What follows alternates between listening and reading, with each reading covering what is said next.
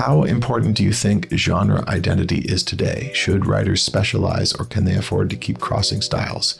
Do you think the writer's through line acts as a sort of authenticity all its own, even if an album has a rock track followed by a folky acoustic number followed by a ballad?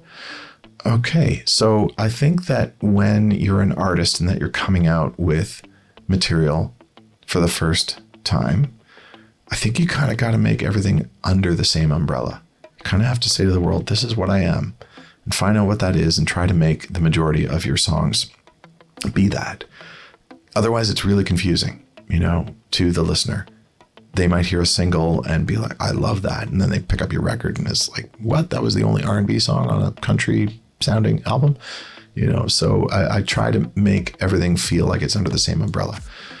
Once you have success, once you have people that are really into your stuff, you can start branching out a little bit. You can start really just, doing different styles and seeing what you love. And that's just the growth of an artist. But I think at the beginning, I would definitely be coming out under the same umbrella. Now, what that umbrella is can be really cool. That can be a mix of all different things. And again, remember how I was saying, take those 3 favorite songs and merge them together in order to create something new. I love that. You could be, I want you to come out and sound like nothing else, but it's all got to be under the same umbrella of whatever that sound is on the first album. So, my favorite food is Hakka Chinese food, which is the Chinese food that's made for an Indian population. So 2 different worlds coming together and to create this hybrid food that is just so good, so amazing. Imagine Chinese food that rips your head off. Amazing. So the same thing with music and production and style. Find different worlds that you love that you want to merge together. I have another YouTube channel that does kind of like movie soundtrack stuff.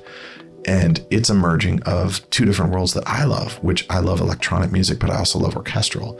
And so it's the merging of those 2 things. And when I make it, I feel so happy making this. And it really feels like this is me. This is what I love. This is what I would do if I only had one time to make anything. So do that. Make that kind of music. Now you can have an up tempo, you can have a mid tempo, you can have a ballad. I wouldn't have an album full of ballads. I would try to make it so that people feel like, they move. Whatever your vibe is, maybe it is all ballads. If it is all ballads, then maybe have a mixture of ballads with a few mid tempos and maybe one that's a little bit more up tempo. Maybe it feels kind of ballad, but it's got more of a 4 on the floor sort of feel. I hope that answers your question.